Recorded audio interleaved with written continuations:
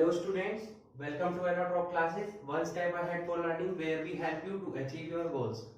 Students, today's our topic is Dalton's atomic theory. It is a very important topic from chemistry which you have studied in also in senior classes. Okay, तो Dalton's atomic theory आपका काफी important topic है. आज हम इसी topic पर discuss करने वाले हैं. Okay, so let's start. First of all, Dalton's atomic theory किसने दी थी, किसने बताया था इसके बारे में? तो एक साइंटिस्ट थे जॉन डाल्टन. ठीक है, ये साइंटिस्ट भी थे और इन्होंने अपना career as a school teacher start किया था, जो इंग्लैंड में मैनचेस्टर है, वहां पर एक स्कूल में टीचर थे. बाद में ये ग्रेट साइंटिस्ट बने. इन्होंने 1808 में डाल्टन्स एटॉमिक थ्योरी डिस्कवर की. ठीक है, जो कि किस पर बेस्ड थी? जो हमने स्टार्टिंग में मैटर्स की प्रॉपर्टीज पढ़ी है उन सभी पर बेस्ड थी. जो एशियंट और इंडियन और ग्रीक फिलोसोफर थे उन्होंने एटम्स के बारे में बताया था, उस पर बेस्ड थी हमारी डाल्टन्स एटॉमिक थ्योरी. ठीक है, ये डाल्टन्स एटॉमिक थ्योरी हमें किसके बारे में बताती है? नेचर ऑफ मैटर के बारे में बताती है. ठीक है, मैटर के नेचर के बारे में बताती है. क्लियर हुआ? एटम्स से मिलकर मैटर बना हुआ है, ये हमें पता चल चुका था. उसके बारे में डीपली स्टडी किसने की? जॉन डाल्टन ने. और उन्होंने डाल्टन्स एटॉमिक थ्योरी डिस्कवर की. इस थ्योरी के कुछ इंपॉर्टेंट पोस्टुलेट्स थे तो जो कि बताते हैं कि डाल्टन्स एटॉमिक थ्योरी क्या थी एक्चुअली में. ठीक है, तो हम पढ़ेंगे पहले इसके पोस्टुलेट्स. पोस्टुलेट्स क्या थे इसके? वन बाय वन हम डिस्कस कर लेते हैं. फर्स्ट पोस्टुलेट जो था इसका, डाल्टन ने क्या बताया कि जितने भी आपके मैटर प्रेजेंट है, ठीक है, चाहे वो एलिमेंट हो, चाहे वो कंपाउंड हो या मिक्सचर हो, सभी स्मॉल स्मॉल पार्टिकल से मिलकर बने होते हैं. और वो पार्टिकल्स हमारे क्या होते हैं? एटम्स. मींस ऑल मैटर्स, चाहे वो क्या हो, एलिमेंट हो, मिक्सचर हो या कंपाउंड हो, सभी किससे मिलकर बने होते हैं? स्मॉल स्मॉल पार्टिकल से. All matters are made by small tiny particles which are atoms. जो क्या होते हैं? हमारे एटम्स होते हैं. ठीक है, फर्स्ट पोस्टुलेट ये थी कि सभी मैटर, चाहे वो एलिमेंट्स हो, चाहे वो मिक्सचर हो या कंपाउंड हो, सभी स्मॉल स्मॉल पार्टिकल से मिलकर बने होते हैं. जिन स्मॉल पार्टिकल्स को हम क्या बोलते हैं? एटम्स बोलते हैं. जिसकी डिस्कवरी ऑलरेडी हो चुकी थी. किसने बताया था इसके बारे में? इंडियन एंड ग्रीक फिलोसोफर ने. इंडियन फिलोसोफर थे महर्षि कनक, जिन्होंने बताया था कि परमाणु क्या होता है. ठीक है, लास्ट लेक्चर में मैंने आपको यही पढ़ाया था. ठीक है, सेकंड पॉइंट, जितने भी सेम टाइप के एलिमेंट एटम्स होंगे, ठीक है, जितने भी सेम टाइप के एटम्स होंगे, या बोल सकते हैं हम जितने भी सेम एलिमेंट्स के एटम होंगे, वो सभी रेस्पेक्ट्स में सेम होंगे. चाहे उनकी साइज सेम हो या मास या वॉल्यूम, सभी कुछ सेम होगा उन एटम्स का. ठीक है, means atoms of same elements are same in size, mass, size भी सेम होता है उनका, मास भी सेम होता है, शेप एंड प्रॉपर्टीज. ठीक है भाई, एक ही एलिमेंट के एटम है. जैसे मान लो सोडियम हुआ, ये किसका एलिमेंट है? Na. ये भी सोडियम का एटम है. दोनों बिल्कुल सेम है, तो इनका साइज भी सेम होगा, शेप भी सेम होगी, मास भी सेम होगा, प्रॉपर्टीज भी सेम होगी, क्योंकि ये एक ही एलिमेंट के एटम है. ठीक है, क्लियर हो? चलिए नेक्स्ट पॉइंट. अब अगर अलग अलग एलिमेंट के एटम होंगे तो उनकी सभी प्रॉपर्टीज अलग अलग होंगी. साइज, मास, शेप, प्रॉपर्टीज सभी कुछ अलग होगा. Atoms of different elements are different in size, mass, shape and properties. भाई सेम एलिमेंट्स के एटम सेम होंगे, डिफरेंट एलिमेंट्स के एटम डिफरेंट होंगे. मान लो Na है और यहाँ पर Cl है, दोनों अलग अलग हैं. ठीक है। तो इनका साइज भी अलग होगा, शेप भी अलग होगी, मास भी अलग होगा, प्रॉपर्टीज भी अलग अलग होंगी अलग अलग एलिमेंट्स की। ओके, ठीक है। अब next point, atoms of same और different elements combined together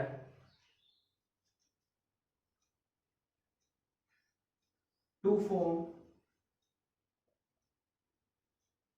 molecules and compounds।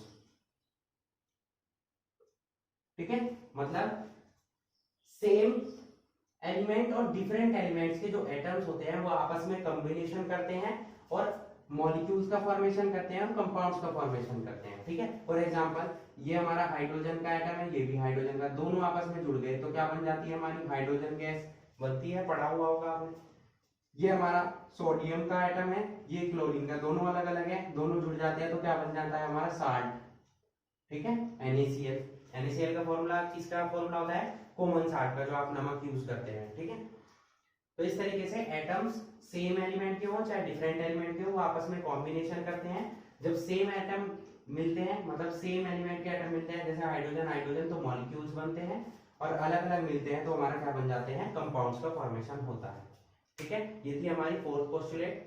तो 4 पोस्टुलेट्स हम डिस्कस कर चुके हैं। आई होप आपको 4 कंप्लीटली अंडरस्टैंड हो चुकी होंगी, समझ में आ चुकी होंगी। ठीक है, नेक्स्ट चलते हैं हम नेक्स्ट पोस्टुलेट्स पर, so please note it.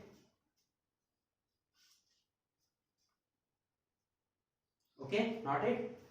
Next postulate है मैं postulate number 5।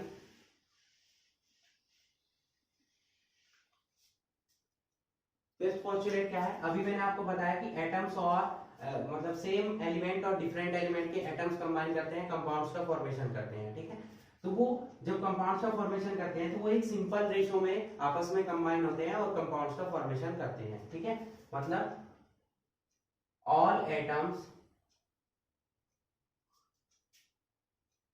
combine together to form molecules and compounds। ये कंपाउंड्स क्या एटम्स क्या करते हैं, आपस में कंबाइन करते हैं और मॉलिक्यूल्स और कंपाउंड्स का फॉर्मेशन करते हैं। तो जब ये एक दूसरे से जुड़ते हैं, they do it in a simple ratio. Simple ratio में आपस में जुड़ते हैं, दैट इज 1:2, 1:3, 3:4, इस टाइप से एक्सेट्रा। मतलब फ्रैक्शनल फॉर्म में ये नहीं जुड़ेंगे आपस में, हमेशा क्या जुड़ेंगे 1:2, 1:3 की फॉर्म में। जैसे कि हम कार्बन और ऑक्सीजन को जोड़ते हैं तो ये 1:2 के रेशो में जुड़ते हैं तो क्या बन जाता है, कार्बन डाइऑक्साइड गैस बन जाती है। ठीक है, मान लो NH3 बनती है, नाइट्रोजन और हाइड्रोजन को आपस में जोड़ते हैं हम 1:3 की फॉर्म में तो क्या बन जाता है NH3, अमोनिया गैस बन जाती है। इस टाइप से क्लियर हुआ है पॉइंट आपको।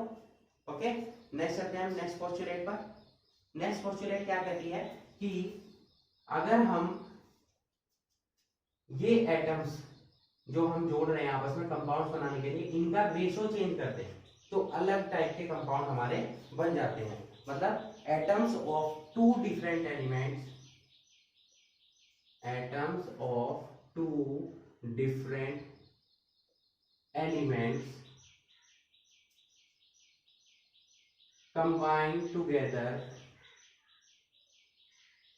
combine together in different ratios to form different compounds। मान लीजिए कार्बन और ऑक्सीजन हमने एटम्स ले लिए, 2 अलग अलग एलिमेंट्स के एटम हो गए। यहां पर हम इनका रेशो ले लेते हैं 1:2 और यहां ले लेते हैं 1:1। ठीक है, जो पॉसिबल होगा कंपाउंड वही हम नोट करेंगे, ऐसे नहीं आप 7:10 रेशो नोट कर देंगे। ठीक है, जो बने हुए हैं कंपाउंड्स अवेलेबल है उनके बारे में हम डिस्कस करेंगे। कार्बन और ऑक्सीजन को अगर 1:2 के रेशो में रखते हैं हम, तो कार्बन कितने लेंगे 1 और ऑक्सीजन कितने लेंगे 2, तो कौन सी गैस बनती है हमारी, कार्बन डाइऑक्साइड गैस। पढ़ी है आपने, है ना। अगर 1:1 की फॉर्म में लेते हैं मतलब कार्बन भी 1 और ऑक्सीजन भी 1, तो कार्बन मोनोऑक्साइड बनता है। ये हमारे क्या है, कार्बन मोनोऑक्साइड अवेलेबल है, हम उन्हीं की बात करेंगे जो अवेलेबल है। और ये हमारे क्या है, carbon dioxide.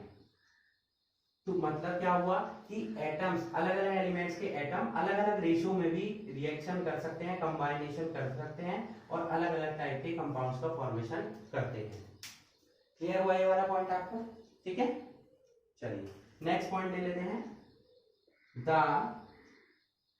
Number and kind of atoms means the number and kinds of atoms in a given compound is always fixed। इसका क्या मतलब हुआ कि जितने नंबर, मान लो कार्बन डाइऑक्साइड गैस आप बना रहे हैं तो आप फिक्स रहेगा हमेशा, एक कार्बन और 2 ऑक्सीजन ही आपस में मिलेंगे तो कार्बन डाइऑक्साइड बनेगा। अगर आप एक कार्बन एक ऑक्सीजन ले लेंगे तो कार्बन डाइऑक्साइड गैस नहीं बनेगी, क्या बनेगा, कार्बन मोनोऑक्साइड। मतलब एक कंपाउंड के लिए एटम्स का नंबर भी फिक्स है और उनकी पोजीशन भी फिक्स है, मतलब वो एक ही टाइप के होने चाहिए, कार्बन हो ऑक्सीजन हो। जब ये 1:2 में ऐड होंगे तो कार्बन डाइऑक्साइड तभी बन पाएगी।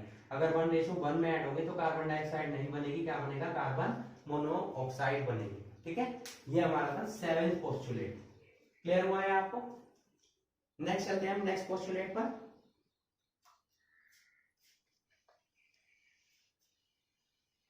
नोट कर लिया कीजिए, वीडियो पॉज कीजिए और नोट किया कीजिए।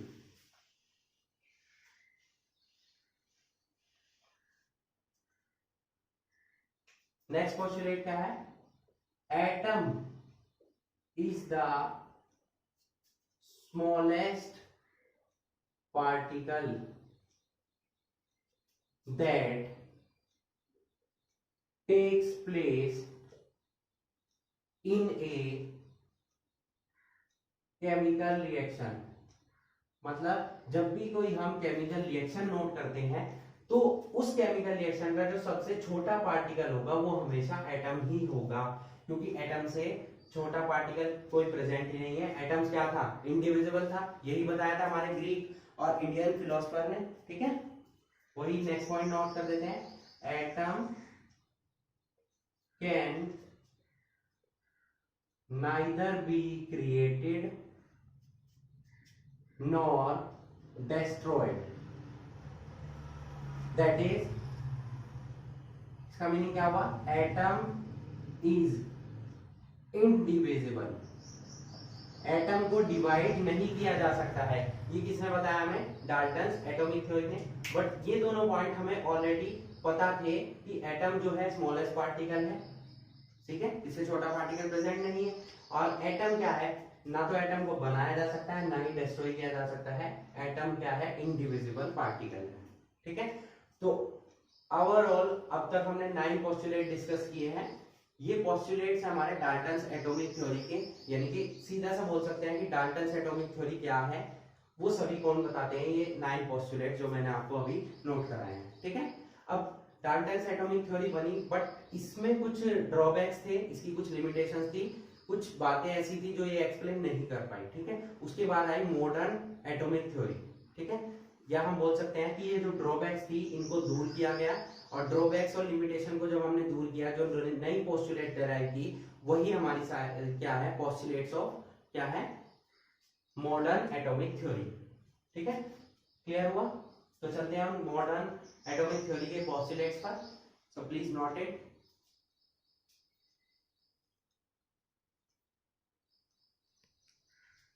ओके स्टूडेंट्स, चलते हैं ड्रॉबैक्स और लिमिटेशंस पर डाल्टन्स एटॉमिक थ्योरी की। ड्रॉबैक्स और लिमिटेशंस का मतलब क्या होता है, जो उनमें कमियां होती हैं। ठीक है, जितनी भी थ्योरीज आई हैं कुछ उनमें ड्रॉबैक्स रही हैं, उनकी कुछ कमियां रही हैं जिनको आगे आने वाली थ्योरीज ने कंप्लीट किया है।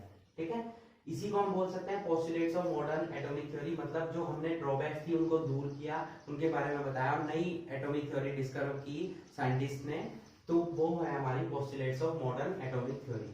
ठीक है, तो नंबर 1, अभी तक हमने क्या पढ़ा था कि एटम क्या है, इंडिविजिबल पार्टिकल है। क्या है, एटम्स क्या है, इंडिविजिबल पार्टिकल है, जो कि ना तो उन्हें हम बना सकते हैं और ना ही डिस्ट्रॉय कर सकते हैं। ठीक है। बट रिसेंट स्टडीज में ये डिस्कवर हो चुका है कि एटम्स क्या है, डिविजिबल है, और वो किससे मिलकर बना होता है, इलेक्ट्रॉन्स, प्रोटॉन्स और न्यूट्रॉन्स से। ठीक है, अब ये इलेक्ट्रॉन्स, प्रोटॉन्स और न्यूट्रॉन्स क्या होते हैं, ये सब आप नेक्स्ट चैप्टर 4th चैप्टर में पढ़ेंगे। ठीक है, फिलहाल आपको क्या पढ़ना है कि एटम्स क्या है। अभी तक आपने पढ़ा था एटम्स क्या है, इंडिविजिबल पार्टिकल है, बट एटम एक डिविजिबल पार्टिकल है और वो किससे मिलकर बना होता है, इलेक्ट्रॉन से, प्रोटॉन से और न्यूट्रॉन से। ठीक है, तो फर्स्ट ड्रॉबैक की जो यही थी, atom is no longer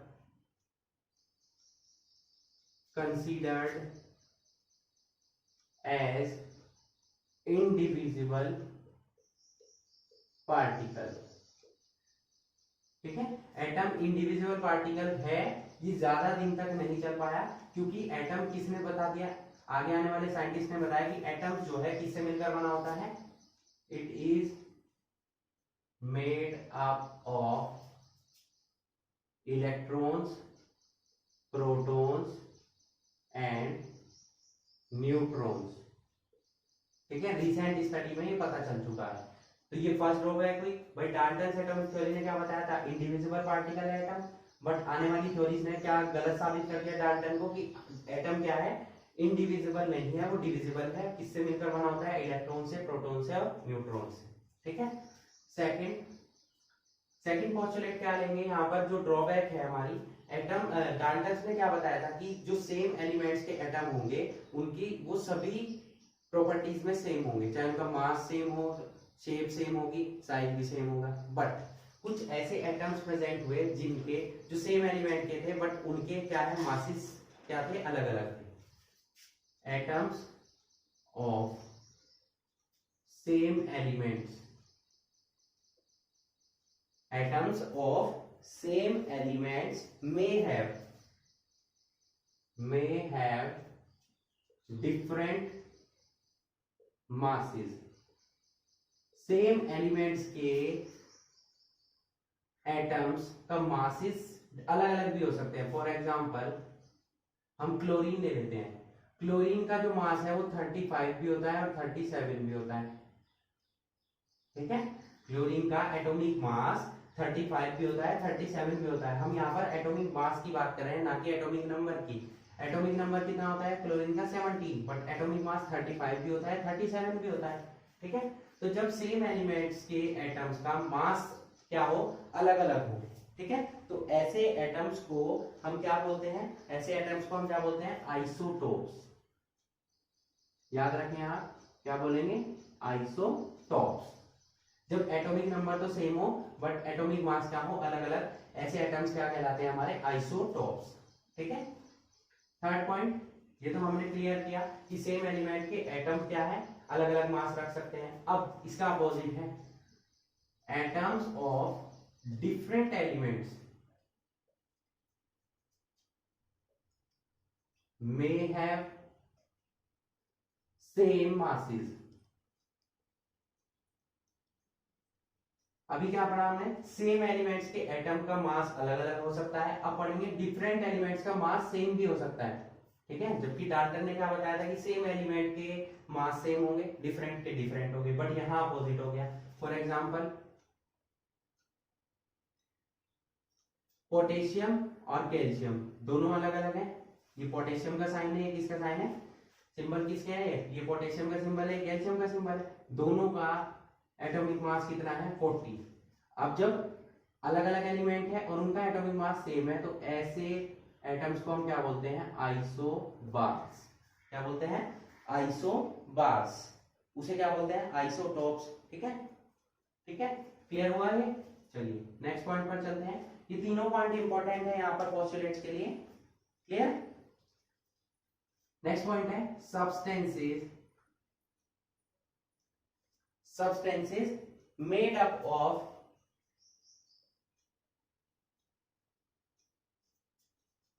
same kinds of atoms may have different properties।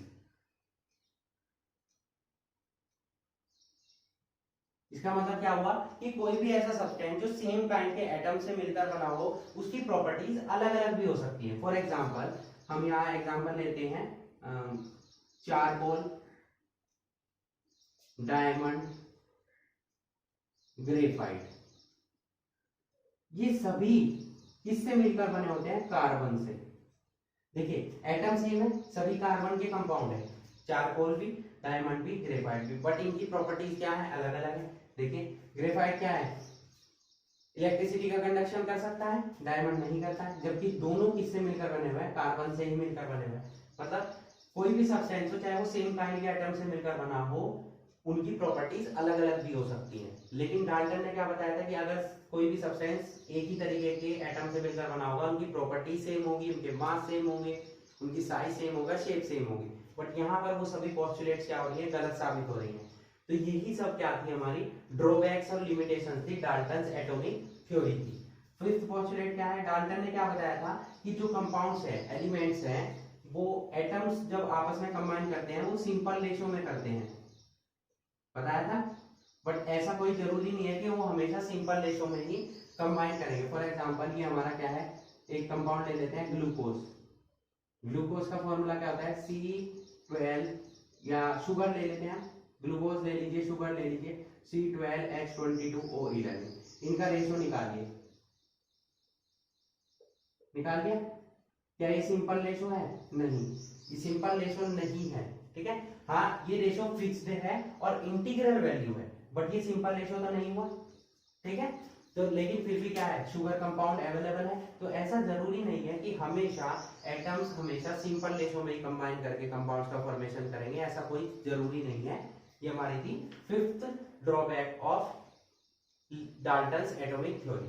Okay, clear हुआ? तो आगे आने वाली थ्योरीज ने क्या किया? डाल्टन की जो थ्योरी थी उसमें थोड़ा सा मॉडिफिकेशन किया है, और यही मॉडिफिकेशन किस पर डिपेंड है? डाल्टन्स एटॉमिक थ्योरी की ड्रॉबैक्स और लिमिटेशंस पर, या हम इन्हें ही बोल सकते हैं postulates of modern atomic theory. Clear है? ठीक है, ओके। तो आज हमने डिस्कस किया डाल्टन्स एटॉमिक थ्योरी के बारे में और उसकी लिमिटेशंस एंड ड्रॉबैक्स के बारे में। ओके, तो आई होप आपको डाल्टन्स एटॉमिक थ्योरी से रिलेटेड कोई भी क्वेश्चन अगर एग्जाम में पूछा जाता है तो आपका इजीली आंसर दे पाएंगे। Okay students, so that's it for today. Hope you enjoyed the video and thanks for watching.